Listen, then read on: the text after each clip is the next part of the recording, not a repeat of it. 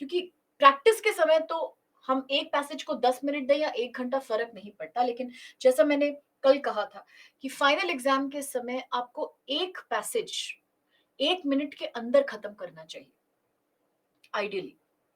और ये एक काफी बड़ा चैलेंज है सी सैट के पैसेजेस का लेवल देखते हुए। ये तभी पॉसिबल होगा जब अभी से आदत डाली जाए ऐसी कि पैसेज को बस एक बार पढ़ा जाए।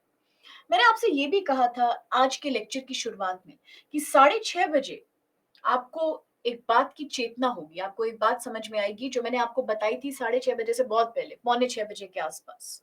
6:30 बजे समय भी निकल गया और हम भी भूल गए, लेकिन अब मुझे वो बात याद आ रही है। तो आज अभी 7:15 बजे मैं आपको फिर एक बात कह दूं कि मैंने आपसे कहा था कि पैसेज को एक ही बार पढ़ें, बार बार ना पढ़ें। तो उस समय बहुत सारे बच्चों की भ्रिकुटी तन गई, बहुत सारे बच्चे कंफ्यूज्ड हो गए कि ये कैसे हो सकता है, इतना टफ पैसेज एक बार में कैसे पढ़ लें। फोर्स समझ गए। तो क्या आपको मेरी बात थोड़ी ज्यादा समझ में आ रही है? क्या आप मेरी बात से रिलेट कर पा रहे हैं? मैं इसलिए कहती हूँ कि पैसेज बार बार मत पढ़िए, क्योंकि जब आपके पास रूल नंबर 3 और रूल नंबर 4 है, ये आपकी मदद करता है पैसेज के सबसे इंपॉर्टेंट पहलुओं को या पार्ट्स को आइडेंटिफाई करने में। अगर आप रूल नंबर 3 यूज करते हैं तो आप देखेंगे जहां भी छोटी की मात्रा वाला शब्द है, उसके बाद वाली लाइंस आप आइडेंटिफाई करके रखोगे। आप जानते हो कि ये इंपॉर्टेंट है और हम इस पे ध्यान देंगे। इसी प्रकार जब रूल नंबर 4 की बात होती है, तो जो भी 8 हमारे पास स्ट्रक्चर वर्ड्स हैं जिनकी लिस्ट अभी हमने हाल ही में देखी, ये आप जानते हैं कि जो जो बातें इनके बाद बताई जाएंगी ये भी महत्वपूर्ण है। ऑटोमेटिकली आपके मन में एक इस तरह की प्रैक्टिस हो जाती है आपके दिमाग में कि हाँ, स्ट्रक्चर वर्ड और की शब्द के बाद वाली बातों पे मैं ज्यादा ध्यान। और अभी एक आधा रूल भी है, हाफ रूल और भी बाकी है। तब आप पूरी तरीके से कन्विंस हो जाएंगे कि क्यों पैसेज बार बार नहीं पढ़ना। पैसेज के वही हिस्से आइडेंटिफाई करके बार बार देख सकते हैं जो हमने हाईलाइट किए हैं, की के बाद, स्ट्रक्चर वर्ड्स के बाद। पूरा पूरा बार बार पढ़ के टाइम वेस्ट करना बिल्कुल यूजलेस है। और इसी से हम पैसेज बढ़ने की स्पीड को बढ़ाते हैं। बात समझ में आई? और तभी मैं बच्चों से कहती हूँ कि बार बार पैसेज को मत पढ़ो। हाँ, बस मैक्सिमम 45 सेकेंड टू 50 सेकेंड्स में आराम से पैसेज सॉल्व हो जाएगा, अगर रूल्स याद रहे तो। अगर पैसेज पढ़ने का तरीका आपका सही है तो। एक ही लाइन को 10 बार पढ़ना गलत, जल्दीबाजी में पूरा पढ़ के दोबारा पढ़ना गलत, बार बार ध्यान से पढ़ना गलत। एक बार फर्स्ट से लेके लास्ट वर्ड तक बस एक बार पूरे ध्यान के साथ पढ़ना ही सही तरीका है, रूल नंबर 3 और 4 को लगाते हुए और हाफ रूल को लगाते हुए जो मैं बताऊंगी। समझ आई बात? जब आप ऑटोमेटिकली की और स्ट्रक्चर वर्ड्स आइडेंटिफाई करना सीख जाएंगे, आपको पता चल जाएगा हाँ, जरूरी बातें तो यही है, बेकार की बातों को बार बार मैं पढ़ूं ही क्यों। और यही टाइम और घटेगा अभी, और एक दिन ऐसा आएगा अगर आपकी प्रैक्टिस अच्छी रही कि 30 सेकेंड या मात्र 40 सेकेंड के अंदर आपका पैसेज सॉल्व ये होगा। अभी बहुत बड़ा टारगेट लग रहा है, लेकिन बहुत जल्दी ये भी होगा अगर आप बात को सीरियसली समझेंगे तो। हाँ ठीक है, ये है, ये सही है। रूल नंबर 3 और 4 जहां जहां पे मिले हैं, यानी की शब्द और स्ट्रक्चर शब्द, इन लाइंस को अगर बार बार पढ़ना है, टाइम है तो पढ़ सकते हैं, उसमें कोई मनाही नहीं है। मेरा पॉइंट है कि पूरा पैसेज बार बार मत पढ़िएगा। ये तो मैं दोनों बच्चों से कहती हूँ, इंग्लिश मीडियम वाले बैच से भी, हिंदी मीडियम वाले बैच से। कभी कभी बच्चे जो इंग्लिश मीडियम से परीक्षा देते हैं, उनको इसकी शब्दावली समझ में नहीं आती, काफी टफ वर्ड्स यूज करती है यूपीएससी। उसके लिए भी लेकिन मैं यही कहती हूँ, बार बार पढ़ने से कुछ फायदा नहीं है। 10 बार भी उस शब्द को आप पढ़ेंगे, आपको नहीं आता तो कौन सा आ जाएगा, कोई फर्क नहीं पड़ता। अगर आपने इंपॉर्टेंट पार्ट्स निकाल लिए हैं तो आपका काम वैसे ही सॉल्व हो चुका है। ठीक है? नहीं, 2015 तक पैसेजेस लंबे आते थे, अच्छे खासे लंबे। 14 और 13 के तो बहुत लंबे थे, 15 के भी लंबे थे, 16 के भी ठीक ठाक थे, मॉडरेट। 16 के बाद से कोई पैसेज लंबा नहीं आता, हार्डली कभी। 30 में से एक या दो लंबे आ गए तो आ गए, वरना बहुत छोटे छोटे आते हैं, बहुत ही नन्हे नन्हे पैसेजेस। हाँ जी बिल्कुल, अभी होने वाला है इंग्लिश मीडियम का। 3 नवंबर से शुरू हो रहा है सीसैट का इंग्लिश का। वहां भी सेम ही चीजें बताते हैं, बस लैंग्वेज का ही फर्क है। रूल्स तो सबके लिए सेम ही है। पैसेज बहुत ही छोटे आते हैं, आराम से पढ़ लोगे आप अगर आपने रूल्स फॉलो किए हैं तो। ठीक है, तो चलिए फिर ये बात करने के बाद, चारों रूल अच्छे से जानने के बाद, इनको गांठ में बांधते हुए, अगर आपकी अनुमति हो, अगर आप तरोताजा हो गए हो, तो आगे बढ़े, पैसेजेस की प्रैक्टिस करें। देखिए, बड़ी बड़ी बातें हम कर सकते हैं, रूल्स के बारे में बातें कर सकते हैं, अपने हौसले को बुलंद रख सकते हैं, लेकिन अल्टीमेटली जब तक इंसान का दिमाग घिसता नहीं है तब तक कुछ मिलता नहीं है। मेहनत से बढ़कर कुछ नहीं है। तो चलिए अब जम के प्रैक्टिस करते हैं। ठीक है, उसके बाद हाफ रूल और बताऊंगी, लेकिन अभी नहीं बताऊंगी, पहले कम से कम 4-5 पैसेजेस करिए फिर बताऊंगी। ठीक है,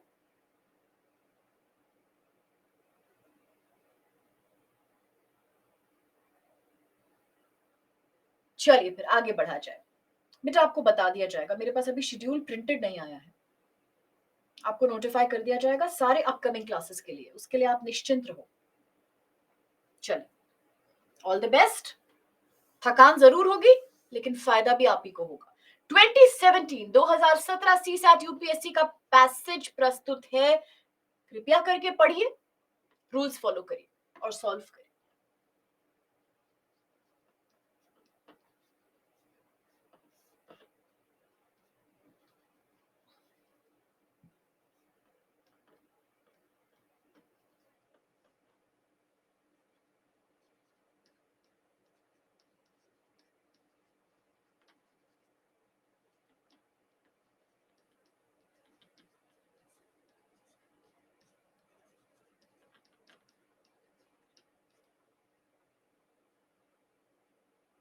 वेरी गुड।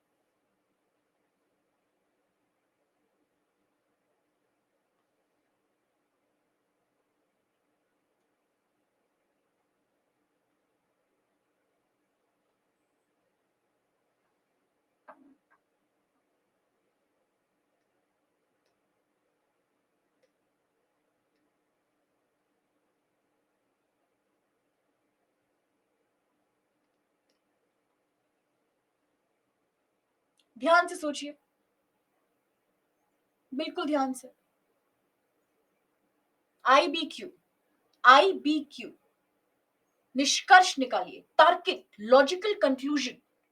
पैसेज सिर्फ एक साक्ष्य है, एक एविडेंस है, कंक्लूजन आप बनाएंगे, आप बनाएंगे निचोड़। क्यों लिखा गया पैसेज, क्यों,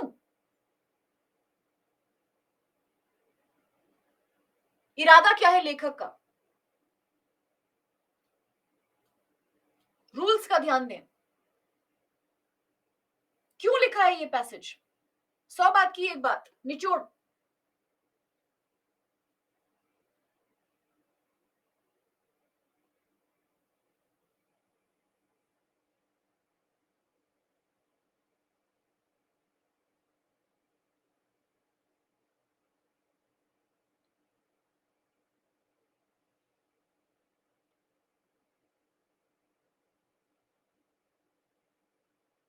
37% डी जो कि सही जवाब है, शॉकिंग 40% मेजोरिटी ए जो कि गलत जवाब है। हर बैच में यही कहानी होती है। 6% बी, 17% सी, और बहुत ज्यादा बच्चों ने अटेम्प्ट करना जरूरी समझा ही नहीं। क्यों डी, क्यों डी, क्यों है इसका उत्तर, आइए देखते हैं। जब आपको पता चलेगा क्या गड़बड़ हुई है, तब आप खुद शॉक में चले जाएंगे, अच्छा ऐसा भी हो सकता है। देखिए, पैसेज क्या है, बोथ ए एंड डी, ऐसा नहीं चलेगा, एक बताना पड़ेगा। आप ऐसे कैसे बोल सकते हैं कि दोनों सही है, एक ही होगा ना। इस परिच्छेद में क्या सुझाया गया, आईबीक्यू। आईबीक्यू का मतलब होता है पैसेज उत्तर डायरेक्ट नहीं देगा, पैसेज कोई भी उत्तर डायरेक्ट नहीं देगा। डायरेक्ट अगर देता तो वो पीबीक्यू होता, पता है कि डायरेक्ट नहीं है, निकालना पड़ेगा सोचते हुए कि इरादा क्या है, लेखक का इंटेंशन, उद्देश्य, और क्या निष्कर्ष निकलेगा। आप पैसेज को देखिए। कहता है किसी भी इंडिपेंडेंट देश में, स्वतंत्र देश में, जो इंसान नेता बनता है, जो नेता की स्थिति तक समझता है, वो व्यक्ति ज्यादातर सामान्यतः उत्कृष्ट यानी बहुत ही अच्छा चरित्र और योग्यता वाला होता है। चरित्र बहुत ही अच्छा और खूब केपेबल, लायक पुरुष होता है, लायक महिला होती है। स्ट्रक्चर वर्ड, इसके साथ ही रूल नंबर 4 यानी उत्तर आसपास होगा। इसका पूर्वानुमान यानी पहले से ही हम इसका अनुमान लगा लेंगे, पहले से ही लोगों को पता चल जाता है, इंट्यूशन हो जाता है। कर लेना भी समांतर संभव होगा कि, रूल नंबर 3 की के बाद वाली लाइन इंपॉर्टेंट होगी, वह इस स्थिति तक पहुंचेगा क्योंकि, क्योंकि क्या है, क्योंकि क्या है, क्योंकि क्या है बेटा, स्ट्रक्चर वर्ड, स्ट्रक्चर वर्ड। तो इसके बाद वाली लाइन रूल नंबर 4, क्योंकि जीवन के प्राथमिक वर्षों में ही, बचपन से ही उसके चारित्रिक गुणों को देखा जा सकता है। किसके? उसके। क्या पूर्वानुमान, कौन बनेगा नेता? वो। क्या लिखा है कि मैं बनूंगा, मैं नेता बनूंगा बड़े होके, मैं अपने चरित्र का पूर्वानुमान लगा रहा हूं या लगा रही हूं। वो क्या होता है? सर्वनाम, प्रोनाउन। जब हम किसी अन्य के बारे में बात करते हैं तो हम प्रोनाउन लगाते हैं। मैं यानी आई, वो यानी ही और शी। वो इस स्थिति तक पहुंचेगा जीवन के प्राथमिक वर्षों में, उसके चरित्र का हम किसी और की बात कर रहे हैं। ए, किंतु स्ट्रक्चर वर्ड एक और 4, किसी तानाशाह यानी डिक्टेटर के केस में ये नहीं लगता, जैसे किम जोंग और शीपी, ये सत्य नहीं है। क्यों? क्योंकि वह प्रायः अपनी सत्ता की स्थिति तक संयोग से पहुंचते हैं, कोइंसिडेंस से पहुंचते हैं, अनेक बार इसलिए क्योंकि उनका देश दुख से गुजर रहा है। तालिबान या कोई भी ऐसी सत्ता जो इसलिए पावर में आई कि लोग परेशान थे, लड़ाई झगड़ा था, उसका फायदा उठा के आए, सहयोग से आए, अपने गुण और अपनी कैपेबिलिटी से नहीं आए, ये तानाशाह है। इसके विपरीत नेता कौन है? स्वतंत्र देश का जो लायक है, और क्योंकि वो इतना लायक है तो बचपन से ही लोग उसके गुण देखने लगते हैं और पहले से ही अंदाज लगा लेते हैं, पहले से ही अनुमान लगा लेते हैं कि हाँ भाई, ये इतना ज्यादा गुणवान बच्चा है कि शायद ये बड़े होकर नेता बनेगा, उसके गुण, वह इस स्थिति तक पहुंचेगा। परिच्छेद में क्या इसका जो है सुझाया गया है? आईबीक्यू एक, नेता अपनी भावी यानी आने वाली, फ्यूचर स्थिति का पूर्वानुमान कर लेता है। अब समझ में आया गलती क्यों हुई, या अब भी डाउट है? कहां लिखा है पैसेज में कि नेता खुद ये बात कहता है कि मैं बड़े होके नेता बनूंगा या बनूंगी? वो स्वयं अपनी स्थिति का पूर्वानुमान लगा लेता है। ऐसा इंसान तो बड़ा ही अजीब सा लगेगा जो बचपन से ही कह देगा मैं तो नेता बनूंगा, वाह मैं कितना उत्कृष्ट हूं, मैं तो नेता बनूंगी, वाह मेरे गुण देखो, मैं कितनी योग्य हूं, मैं तो नेता बनूंगी। ऐसा कौन बोलता है? ऐसा कौन बोलता है? और पैसेज में भी क्या ऐसा लिखा हुआ है? रूल नंबर 2, अप्रासंगिक। किसी भी देश में नेता वो बनेगा जो उत्कृष्ट होगा और योग्य होगा, और इसके साथ ही स्ट्रक्चर वर्ड, इसका पूर्वानुमान आप कर सकते हो कि वह इस स्थिति तक पहुंचेगा क्योंकि जीवन के शुरुआत में ही उसके चारित्रिक गुणों का पता लग जाएगा, इसलिए गलत है। बी, नेता सिर्फ, जिन्होंने बी क्लिक किया वो रूल नंबर 1 भूल गए। एक्सट्रीम वर्ड, सिर्फ और केवल एक्सट्रीम वर्ड्स हैं बेटा।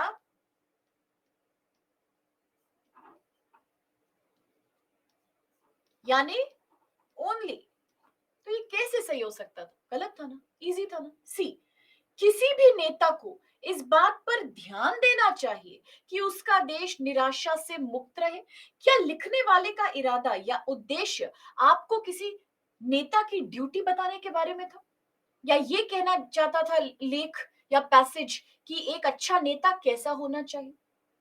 I don't think so. मुझे तो नहीं लगता कि परिच्छेद का उद्देश्य था किसी को ये बतलाना कि एक अच्छा नेता क्या करना चाहिए उसको, या उसके कैसे गुण होने चाहिए। वो तो बस एक उद्देश्य से आया था लेख। लेख का उद्देश्य था भाई कि किसी भी आजाद या फ्री कंट्री में नेता सबसे अच्छा और लायक इंसान होता है, टैलेंटेड और केपेबल। पहले से ही लोग उसको देख के अंदाज लगा लेते हैं कि वो बड़े होके शायद कुछ बहुत बड़ा काम करेगा। तानाशाह यानी डिक्टेटर के केस में ये नहीं हो पाता, क्योंकि वो तो संजोग से पावर में आ जाता है। उसके पास कोई गुण या अच्छा कैरेक्टर नहीं होता। अगर देश दुखी की स्थिति में है तो वो शायद नेता बन जाए। That's the whole intention. कहां से ये बात आई कि किसी भी नेता को इस बात का ध्यान रखना चाहिए? क्या हम नेता की किसी ड्यूटी या नेता की किसी जो है जिम्मेदारी की या उत्तरदायित्व की बात कर रहे हैं? कहा था वो उसका अम्बिशन था, वो उसका जीवन के लिए एक हम कह सकते हैं कि स्वप्न था। लेकिन कोई ये नहीं कहता कि मैं इतना गुणवान हूं या मैं इतना चरित्रवान हूं या इतना उत्कृष्ट हूं कि मैंने पूर्वानुमान लगा लिया कि मैं नेता बनूंगा। एक बात होती है ये कहना कि मैं नेता बनना चाहता हूं, एक दिन मैं बन के दिखाऊंगा। ये होता है आपका सपना, आपका अम्बिशन, आपका इरादा। ये दूसरी बात है कि आपको पूर्वानुमान हो गया। पूर्वानुमान, संधि विच्छेद करें।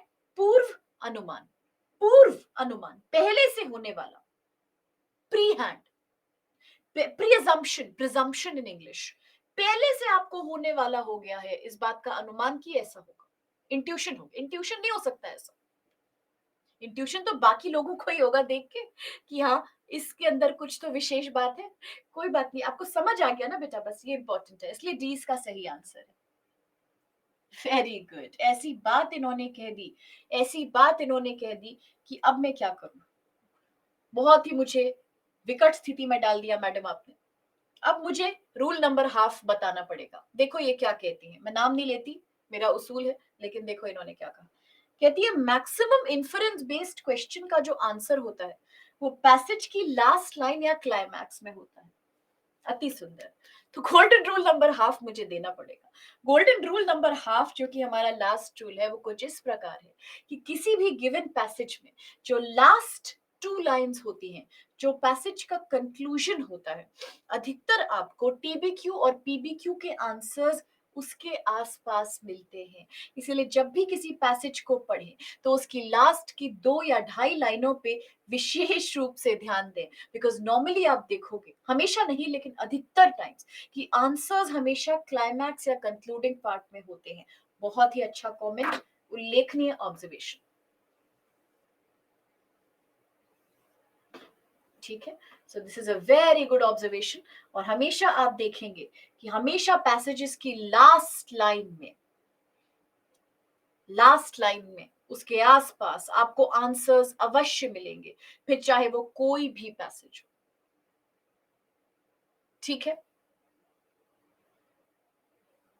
नहीं, ऐसा हमेशा नहीं होता। ऐसा हमेशा तो नहीं होता, लेकिन मेजॉरिटी नंबर ऑफ टाइम्स ऐसा ही होता है कि जब भी पैसेज अपने आप को कंक्लूड करता है, जब भी पैसेज अपने को अंतिम अपने उसमें आता है ना, तो लास्ट की 2-3 लाइंस बहुत ही डिसाइसिव होती हैं। ऐसा पाया जाता है कि इनमें से पैसेज का जो निचोड़ है वो बहुत बढ़िया तरीके से निकल के आता है। इसलिए लास्ट 2-3 लाइंस पे हमेशा ध्यान देना चाहिए। Very well said. और इसी के साथ गोल्डन रूल नंबर हाफ आपका हुआ।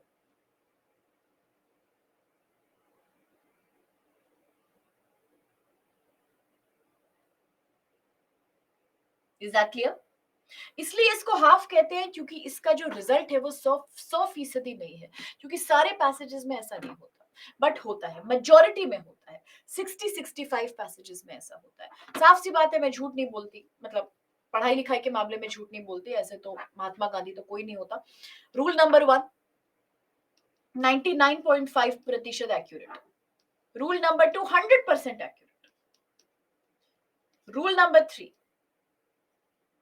से 96% accurate. Rule number 4 98% accuracy. Rule number half 60% accuracy. जो बात सच है वो बात सच है। कुल मिला के when we take them together they help us in answering the questions. तो ये है जी स्थिति। ठीक है, बिल्कुल। आरसी कम फॉर्मूला ज्यादा इसलिए है क्योंकि ये आरसी वैसा वाला रीडिंग कॉम्प्रिहेंशन नहीं है जो आपने अपने स्कूल या कॉलेज के लेवल पे किया होगा। वो इंग्लिश के होते थे या हिंदी के होते थे। उसमें भाषा पे जोर होता था कि अगर अच्छी वोकैबुलरी है तो अच्छा सॉल्व कर लेंगे, ज्यादा वेल रेड है, हमने ज्यादा अच्छे से रीडिंग की है तो हम जल्दी लैंग्वेज समझ जाएंगे। लेकिन यहाँ लैंग्वेज का उतना खेल नहीं है। हमारी लैंग्वेज अच्छी हो ना हो, हमारी शब्दावली अच्छी हो ना हो, दैट डजंट मैटर। यहां मैटर ये करता है कि लॉजिक कितना अच्छा हम लगा सकते हैं, तो इसीलिए रूल्स को फॉलो करना बड़ा ही इंपॉर्टेंट हो जाता है। ठीक है। रूल नंबर हाफ बस ये है कि लास्ट पैसेज के आखिरी की जो लास्ट 2-3 लाइनें हैं वो बहुत महत्वपूर्ण होती है, उससे आपको आंसर मिलने में बड़ी मदद मिलती है। कुछ पैसेजेस में डेटा आता है, स्पेशली अर्थशास्त्र पे आधारित जो पैसेज होगा, इकोनॉमिक का जो पैसेज होगा, कभी पॉवर्टी गरीबी पे होगा, आय असमानता पे होगा, कृषि की समस्याओं पे होगा, उसमें डेटा आता है। लेकिन डेटा का कुछ विशेष यहाँ पर योगदान नहीं होता, क्योंकि डेटा हो या ना हो उससे फर्क नहीं पड़ता। यहाँ पे क्वेश्चन जो पूछा जाता है वो ये नहीं पूछा जाता कि कितने प्रतिशत जो है भारत का जीडीपी चल रहा है, या सकल घरेलू उत्पाद कितने प्रतिशत है इस समय, ऐसा कुछ नहीं पूछते। ऐसे क्वेश्चंस नहीं आते। क्वेश्चंस हमेशा बहुत ही आईबीक्यू पीबीक्यू टीबीक्यू वैरायटी के आते हैं, तो इसीलिए डेटा का महत्व नहीं है भी तो उतना इंपॉर्टेंट नहीं होता। कैट और सीसैट के पैसेजेस में बहुत सिमिलैरिटी है। इनफैक्ट आप यकीन नहीं करोगे, लेकिन कैट में कई बार जो पैसेजेस आए हैं उसकी 4-4 5-5 लाइन उठा के लोगों ने आपको सीसैट में भी दी है। तो मैं हमेशा ये भी कहती हूँ बच्चों से कि अगर सीसैट के पैसेजेस की प्रैक्टिस करनी है तो या तो बस पीवाईक्यू की प्रैक्टिस करिए, या अगर आपके पास बहुत टाइम है और आप बहुत ही उत्सुक हैं तो आप कैट के पैसेज को भी ट्राई कर सकते हैं। बिकॉज फर्क कितना है, सीसैट के पैसेज लंबाई में छोटे हैं, कैट के बहुत लंबे हैं, बहुत ही लंबे, मतलब 20-25 लाइन के भी आते हैं, यहाँ पे 4 या 5 लाइन के आते हैं। लेकिन लेवल ऑफ डिफिकल्टी बिल्कुल सेम है, बिल्कुल सेम। ना वो समझ में आते हैं इजीली, ना ये समझ में आते हैं। यहाँ पर 3 तरीके के क्वेश्चन आते हैं, वहां पर 5 तरीके के आते हैं। वहां वोकैबुलरी भी पूछी जाती है, वहां पर टाइटल पूछा जाता है, यहाँ ऐसा कुछ नहीं। वहां टोन पूछी जाती है, लहजा क्या है लेखक का, यहाँ ऐसा कुछ आता नहीं। ठीक है।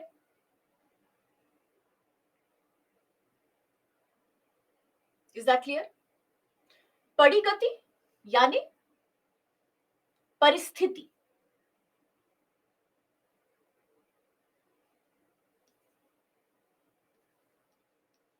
कंडीशन, पड़ी गति, परिस्थिति, कंडीशन।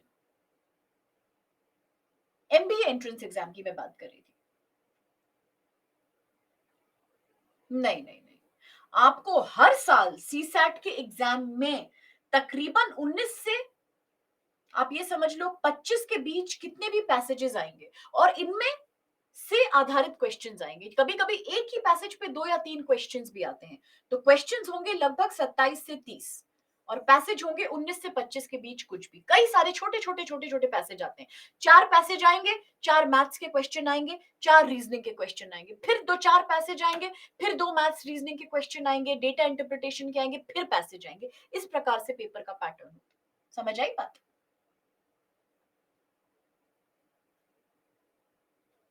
ऐसा कोई पैटर्न नहीं है, लेकिन हाँ मैं सजेस्ट ये करूंगी कि एक सेगमेंट को एक बार में सॉल्व करिए, बेटर है। कैसे बेटर है? अगर आपको मैथ्स से शुरुआत करनी है तो पहले बस मैथ्स कर लीजिए, बाद में रीजनिंग करिए, बाद में पैसेज करिए। अगर आपका पैसेज ज्यादा स्ट्रांग है, मैथ्स कमजोर है, तो मैं बोलूंगी पहले पैसेजेस करो। वरना क्या होता है ना, जिस पैटर्न में वो लोग देते हैं उसमें इंसान का दिमाग कंफ्यूज हो जाता है। 4 पैसेज करके आप आरसी के बारे में सोचते हो, फॉर्मूला याद करते हो, और वैसे ही आपको मैथ्स करनी पड़ती है। बाय द टाइम आप दूसरे पैसेज उठाते हो आपका फ्लो टूट जाता है, और ये बहुत डेंजरस होता है। तो मैं तो हमेशा बच्चों को यही बोलती हूँ कि एक सब्जेक्ट को एक बार में लो, या तो पहले डेटा के सारे कर लो, और हमेशा शुरुआत उससे करो जो आपको सबसे सरल लगता हो। फॉर एग्जाम्पल, अगर आपके लिए आरसी आपका स्ट्रॉन्ग एरिया है तो प्लीज स्टार्ट विद आरसी। आप आरसी के सारे पैसेजेस एक बार में खत्म करिए, जितने भी आपको करने हैं। टोटल 30 है, 30 करने की जरूरत नहीं है। अगर आपने 17-18 अटेम्प्ट किए हैं कायदे से, एक्यूरेसी से, दैट्स ऑल। आते हैं इससे ज्यादा तो कोई बात नहीं, फिर आप ट्राई कर लो, लेकिन इतने टारगेट रखिए। एक बार आरसी निपट जाए, गो टू डेटा इंटरप्रिटेशन। सबसे सरल डेटा इंटरप्रिटेशन है। डेटा के बाद फिर आपको जो भी आप अपने हिसाब से देखिए। मैथ्स अच्छी आती है तो मैथ्स उठा लो, रीजनिंग अच्छी आती है रीजनिंग उठा लो। बहुत सारे बच्चे कहते हैं कि मैथ्स हम नहीं कर सकते। बिल्कुल बिल्कुल ही नहीं कर सकते, तो हमारे बस का नहीं है। उनको भी मैं बोलती हूँ कि पूरा छोड़ के मत जाओ। 11 टॉपिक आते हैं, 4 उठा लो इजी वाले, 4 तो कर सकते हो सबसे सरल वाले। छोड़ो कुछ भी मत, दैट्स माय पॉइंट। अगर पर सेगमेंट जो सबसे मुश्किल है उसमें से भी 5-6 कर लिए तो आपके पास होने का चांस बहुत बढ़ जाता है। इतनी सी बात है, समझ आई बात? है कि नहीं? लेकिन एक सेगमेंट को एक बार में निपटाओ, बीच बीच में तोड़ तोड़ के मत करना कभी, दैट्स वेरी कंफ्यूजिंग। दिमाग एकदम परेशान हो जाता है, फ्लो ही टूटता रहता है बार बार। अगर इंग्लिश से शुरू किया, सॉरी, अगर आरसी से शुरू किया तो आरसी करो, मैथ से शुरू किया तो पहले पूरा मैथ्स करो, ठीक है? सबसे टाइम टेकिंग मैथ्स और आरसी ही है, सबसे कम टाइम टेकिंग डेटा और रीजनिंग, ठीक है? तो आगे बढ़े, कोई और परेशानी किसी को? हाँ, किसी ने पूछा था इसका आंसर डी क्यों है? तो बेटा इसलिए है कि किसी देश में बनी हुई निराशा की परिगति, निराशा की परिस्थिति कभी-कभी तानाशाही में होती है। यानी किसी देश में अगर निराशा बनी हो या किसी देश में अगर दुखद स्थिति बनी हो, लास्ट लाइन देखिए, हाफ रूल। किसी स्टेज में देश में अगर दुखद स्थिति बनी हो तो अक्सर लोग फायदा उठा के तानाशाह बन जाते हैं। उसका जो परिणाम होता है परिगति, उसका जो पारिस्थितिक परिणाम होता है वो क्या होता है? तानाशाही में हो जाता है। हमेशा नहीं होता, कभी कभी होता है। यहाँ पे भी लिखा है अनेक बार, हमेशा नहीं, कई बार, अनेक बार, तो वही यहाँ भी लिखा है, कई बार तानाशाही में होती है। साफ सी बात है, लास्ट लाइन से मैच हो गया, हाफ रूल भी लग गया, D is the right answer. कोई परेशानी? ये ऐसा पैसेज है जहां पे रूल नंबर 1, 2, 3, 4 और हाफ पांचों लग गए। नहीं, आपके लिए इंग्लिश का कोई एग्जाम नहीं होगा, आपको इंग्लिश का बस एक पेपर देना होगा, वो होगा आपका यूपीएससी मुख्य परीक्षा की शुरुआत में, जिसे कहलाते हैं पेपर बी। ये होता है अनिवार्य अंग्रेजी प्रश्न पत्र, इंग्लिश कंपलसरी पेपर, बस एक ये आपको देना होगा। ये सभी अभ्यर्थियों को देना पड़ता है, चाहे उनका मीडियम कुछ भी हो, बस ये आपको देना। ये भी पासिंग पेपर होता है, ऐसा नहीं है कि इसमें आपको बहुत अच्छे नंबर लाने, 300 नंबर का होता है, इसमें 75 नंबर लाने होते हैं, बस। इसके अलावा कोई इंग्लिश का पेपर नहीं होगा। आप कर सकते हैं बुक से प्रैक्टिस। हाँ, सिर्फ परिणाम नहीं होता, परिगति का मतलब सिर्फ परिणाम नहीं होता, पारिस्थितिक परिणाम, यानी किसी परिस्थिति के कारण अगर कोई स्थितियां बनती हैं तो दैट इज कॉल्ड परिगति। परिणाम किससे? किसी परिस्थिति के कारण। सो दैट्स व्हाट उसका जो क्या कहते हैं हम इसको, रिजल्ट निकलता है, वो क्या होता है? सिचुएशनल रिजल्ट तानाशाही में कन्वर्ट होता है। परफेक्ट, बिल्कुल सही बोल रहे हैं आप, ठीक है। बुक से प्रैक्टिस कर सकते हैं, but still I would suggest कि पीवाईक्यू ही प्रैक्टिस करिए, कहीं बेहतर है आपके। हाँ, पेपर भी मैं कराऊंगी, डेट आपको बता दी जाएगी। आगे बढ़े, और कोई कंफ्यूजन, परेशानी?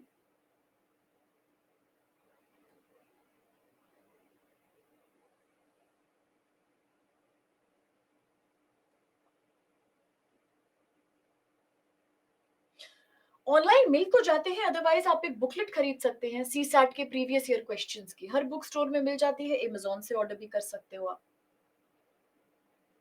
यूपीएससी की ऑफिशियल वेबसाइट पे भी सारे पेपर हैं, वहां से भी डाउनलोड किए जा सकते हैं। हाँ, लॉन्ग पैसेजेस दिए हैं क्योंकि 2016 के पहले लॉन्ग ही आते थे, लेकिन अब आजकल लॉन्ग पैसेजेस नहीं आते, इसीलिए मैं कहती हूँ पीवाईक्यू से पैसेज की प्रैक्टिस करना सबसे अच्छा रहेगा, सेफेस्ट। और कोई समस्या, परेशानी, किसी को कोई दिक्कत, संशय?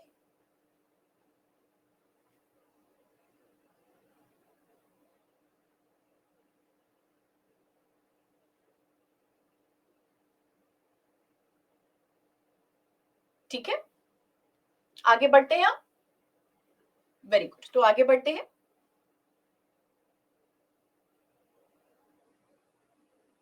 डेटा का मतलब होता है आंकड़े, नंबर, परसेंटेज, कोई भी ऐसा नंबर जो किसी परिच्छेद में लिखा गया है किसी आंकड़े के तौर पे, उसको हम डेटा कहते हैं। कभी कभी आता है, कभी कभी नहीं आता पैसेज में, कोई जरूरी नहीं है कि आएगा।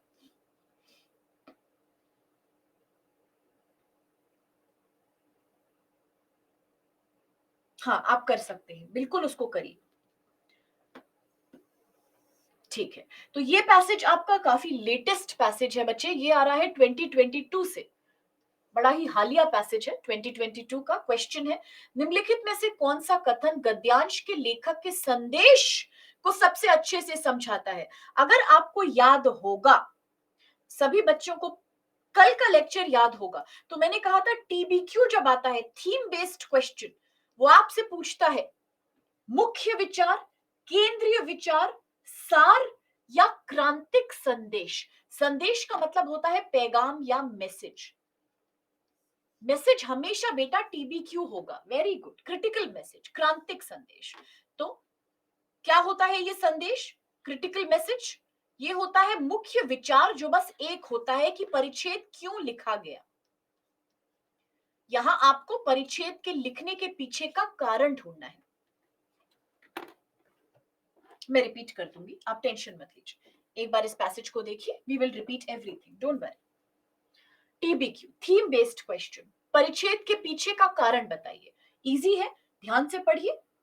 ऑप्शंस कंफ्यूजिंग है, सिर्फ क्रांतिक संदेश ढूंढिए, क्यों लिखा गया, दैट्स इट।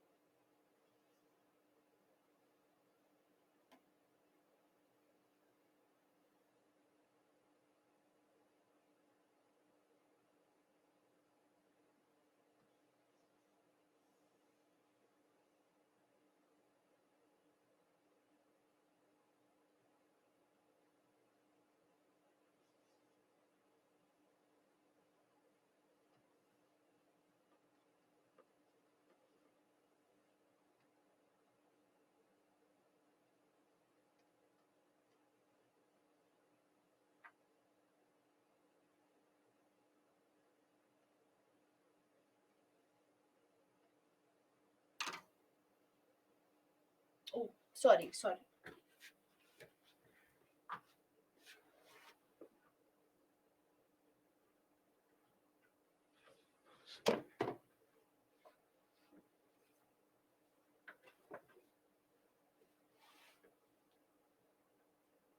नहीं, परिच्छेद क्यों लिखा गया, लिखने वाले का इंटेंशन आपको क्या बताना है।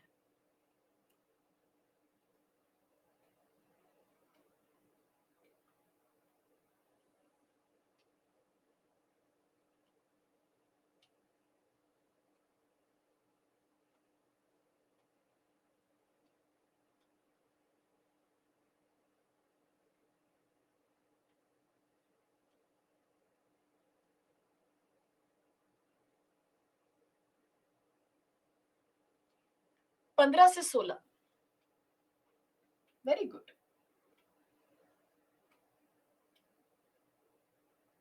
28% बच्चों ने सी कहा है, करेक्ट आंसर। 46% बच्चों ने बी कहा है, unfortunately wrong answer. 13-13 A and D, और बहुत कम बच्चों ने अटेम्प्ट करना चाहा इसको। I agree, it was a confusing option. Passage बहुत सरल था, कोई बात नहीं बेटा, पैसेज बहुत सरल था, लेकिन विकल्प बड़े ही कंफ्यूजिंग थे, और यही यूपीएससी का सी सेट आपके लिए है। कोई बात नहीं। सबसे मुख्य बात थी कि जैसे ही क्वेश्चन को पहचाना, संदेश का मतलब message, theme based question, passage क्यों लिखा गया, लिखने वाले का उद्देश्य, पैसेज के पीछे वो एक मुख्य विचार जिस पे पैसेज टिका है, वो क्या था। पैसेज क्या कहता है, कहता है, जो अब जब पैसेज पढ़ेंगे तो रूल नंबर 3, 4 और हाफ तीनों को ध्यान में रखें। जूते गांठने जैसे साधारण मामलों में